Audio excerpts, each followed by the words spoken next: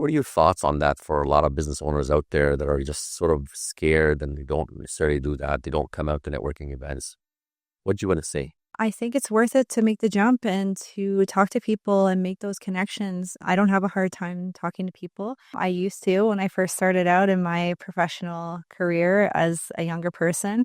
And as time went on, I really noticed that the more you talk to people and get your name out there, the more you can grow and also learn from other people as well. Like I had some really great conversations at the mixer that we met each other at. And it taught me a lot just in that hour of time that I was there. Amazing. Here we go, another episode of Kanata On The Rocks. I am your host, Fady Khudair, local realtor with Sun Group Ottawa. And today I am joined by my new friend, Jessica from Neat Cleaning Company. A lot of times we find like with businesses, we do a lot of collaboration with other businesses. I'll give you an example, like, a realtor working with a builder or a realtor working with potentially like a contractor, collaboration just to be able to like bridge the gap together and deliver that service for the client.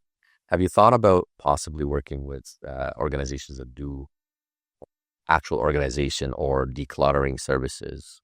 I have actually. I think Rebecca Rowe, I had mentioned on her maybe speaking on the podcast with you. We've talked about possibly collaborating. Her and I both have very busy schedules, so I don't know when that's going to be, but she focuses a lot on like closet organization and creating a functional wardrobe. And I think that's just amazing. I've worked with a lot of clients who are sort of hoarding clothing that they've had their whole lives and they can't let go of. It's really sort of taking a toll on them to have all of this extra weight on them. So I think it would be really amazing to work with her and do a That's project. fantastic. I mean, at the end of the day, like the whole goal is to just really help the business grow, but more important is also for the end client, right? To like be able to just get that one sort of call to do it all. Yeah, and just get the help that they need, Yeah. It's really, it's very satisfying to help people and take that weight off for them. Mhm. In your opinion, what's like the sort of, if we have to kind of bring it down to like the ABCs of cleaning, what would that look like? Like, what are sort of the basics that you would want to kind of have everybody at least, hey, those are the basics for cleaning, like, you know? Yeah, so a basic clean doesn't really involve any decluttering or organization. Typically, people have everything removed up off of the floors. It's just moving knickknacks, dusting surfaces, bathroom cleans, kitchen surfaces, and the floors. That's the bare minimum, the basics. And what do you recommend for folks to do, like in terms of regular cleaning? What does that look like? How often?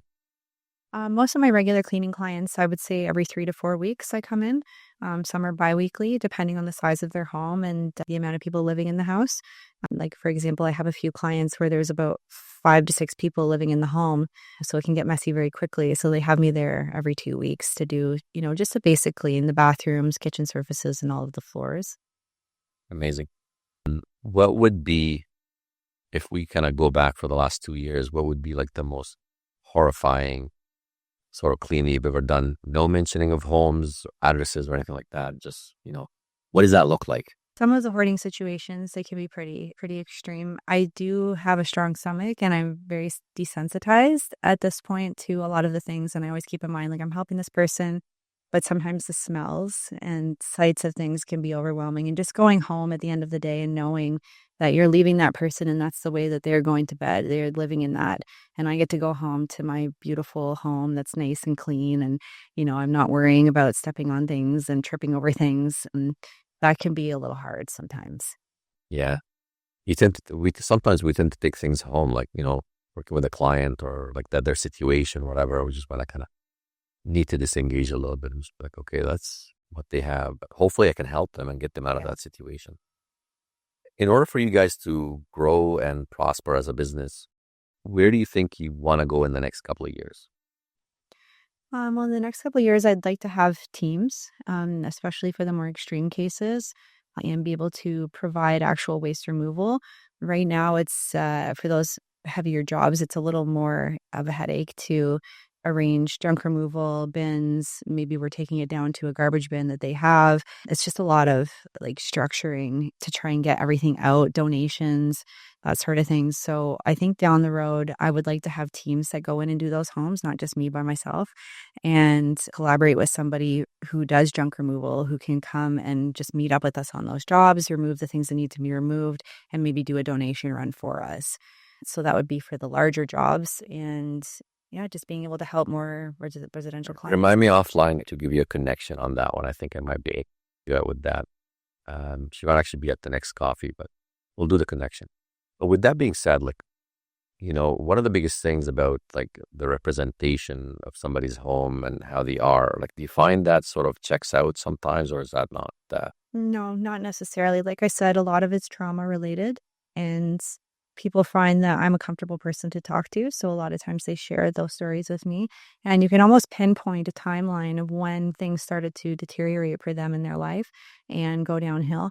Because, there's some of these people, I've met them on Facebook and I see their profile picture and they look like, corporate head office, suit, nice makeup. And I walk into their homes and I see their homes. So I don't think you can ever really judge a book by its cover or really know what's going on in someone's world.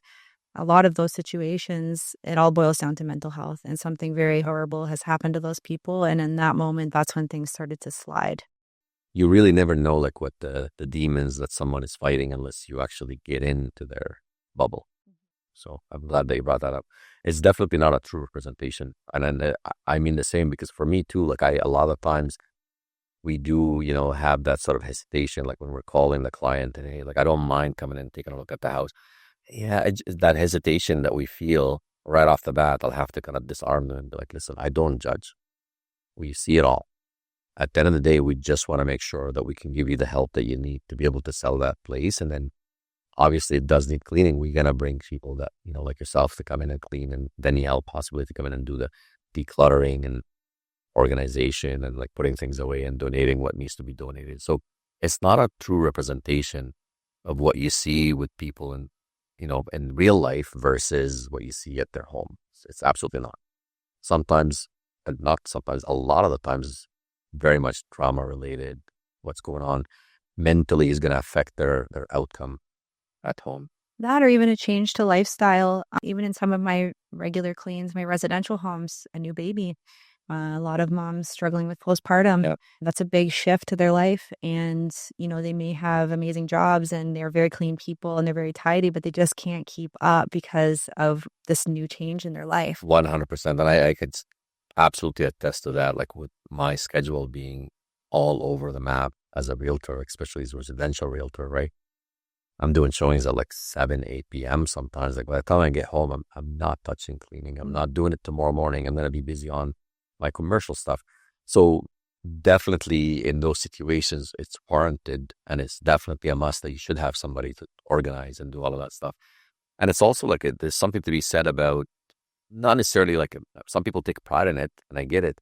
But for me, it's not about the pride. It's more about like just how to organize the time, right? Like my time is where I actually make my money, right? And if I sometimes by like allocating that or outsourcing that somewhere else, your head is a lot clearer because you come in, it's a clean home and all of that, and you're producing a lot more by doing it that way. So it's just a matter of allocating. Like sometimes it's not trauma. It's just, like you said, it's that sense of like, they're just too busy. Just not being able to manage. The lifestyle. Yeah. Yeah.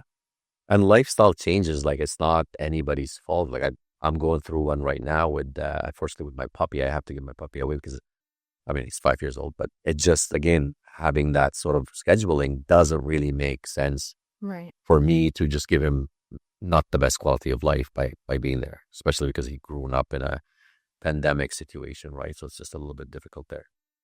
I'm glad that we were able to kind of do this. I think we're, for folks that are watching it, it really makes sense for you to kind of look at outsourcing it. And even if it's just once a month, every now and then, there's a lot of ways that a cleaner can come in and help. And you can correct me if I'm wrong on this.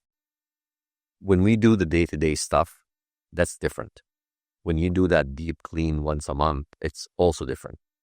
Can you explain, for example, you've been into those situations where you go into houses and stuff like that.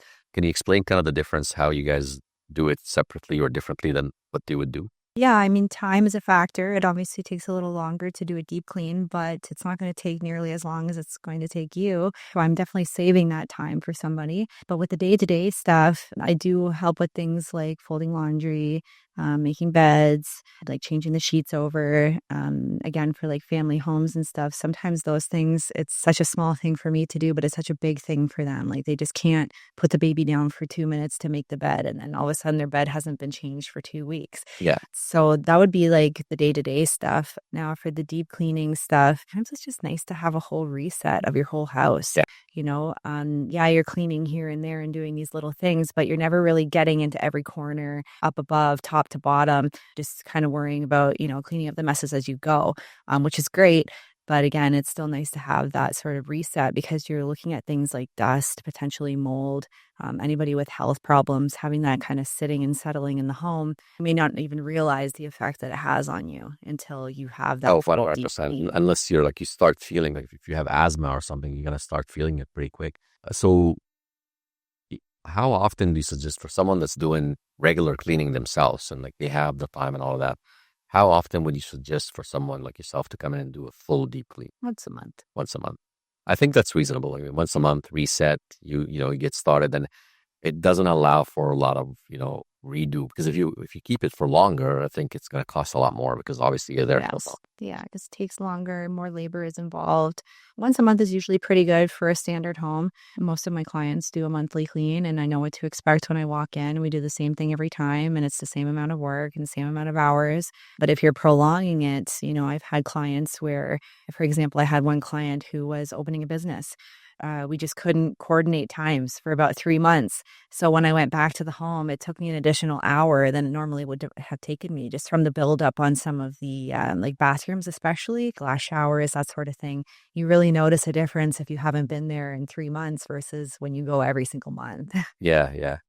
Especially the toilet bowl. We're not going to get into there, Oh, but you know, to give people the visual, I don't want to. Now, one of the things that we always talk about in this hot seat that we have right here is for the business. How did you get it this far, and what have you done in terms of sales to get this far? And what does that involve for you to get your name out? well, I definitely have my clients to thank for everything. My clients are amazing. They are always giving recommendations. I've grown significantly over the last 2 years just off of recommendations. I only created my page or Instagram and Facebook I think September, October. So out of the 2 years, like, I never really felt a need to market myself. I've never had to put my name out there and advertise. I've just gone strictly off of recommendations. So I've grown in that sense. And now I'm to the point where I'm taking about 22 houses on my own per month, which Oh, wow. I'm maxed out now, right? So I can't really take any more than that. So that's why I'm to the point now where I need to hire people to help me, Makes total sense. And like this is really the time that, in order to grow and scale, you can't really grow and scale when time is your only limitation, Yeah. you know? So you'd have to kind of figure out a way to be able to have multiple people working and you being the face of the business, and then they're just, getting out business for them and then letting them go and kind of grow like that. One of the things that I really enjoyed about our conversation when we met is how you're putting yourself out there as an organization, as an individual business owner. What are your thoughts on that for a lot of business owners out there that are just sort of scared and they don't necessarily do that? They don't come out to networking events. What do you want to say? I think it's worth it to make the jump and to talk to people and make those connections. I don't have a hard time talking to people. I used to when I first started out in my professional career as a younger person. And as time went on, I really noticed that the more you talk to people and get your name out there, the more you can grow and also learn from other people as well. Like I had some really great conversations at the mixer that we met each other at. And it taught me a lot just in that hour of time that I was there. Amazing. And So and that's the thing for businesses too. Like a lot of times I tell folks that are coming to the networking events is like, look, it's not just about like, don't think of it as I'm going to come and sell or I'm going to come and have a business like something is going to come out of it right away. It might not happen for the first couple of times, but look where we at. yeah. You Well, met. I walked in and I was like, I wonder who I'm going to meet. And I ended up bumping into somebody that I knew and catching up with them. And then I met so many different people. And and with different businesses that I had never even heard of Yeah, before, yeah. and just learning about how they got started and the things that they were doing and their marketing tools. And I felt like it was such an enrichment, like, to be 100%. in that room with those It's an people. eye opener. And a lot of the times, like there's so many things that I've learned for my business just by going to those networking events, not necessarily to get business, but to be able to say, like, what are the businesses that are doing something similar? We're all human. At the end of the day, our struggles are similar. They might not be similar in terms of my business line, but like they might be, like there's similarities in everything we do Yeah. as people, right? Like I've learned, for example, about a tool to do my podcast with somebody that was there doing podcasts for something completely different. Like it's a great way to put yourself out there. It's a great way to like really enhance your business. But one of the things too, like the business itself starts to kind of pick up from it because now you have a network of friends Yes, that could refer your business. absolutely. Now, I really appreciate you coming out here on the show. And for folks that are watching, please don't forget to hit the like and subscribe. If you want to see more of these episodes, the bell icon is your perfect little click. That'll allow you to see any of the new episodes that we'll bring out and kind of showcase. And Jessica, I really appreciate you coming. Thank you for having me. Definitely, it's a pleasure, and hopefully we can, use you on some of the new cleaning, new listings that are coming up on the market. We'd love to kind of, talk about those. So there's a few coming in March that I'd love to kind of pick your brain on. And for folks that are watching, thank you again. Really appreciate it. And Kanata On The Rocks is the channel for any business in the city that wants to kind of enhance and grow their business and talk about business and learn a little bit more about networking and stuff like that. Thank you so much.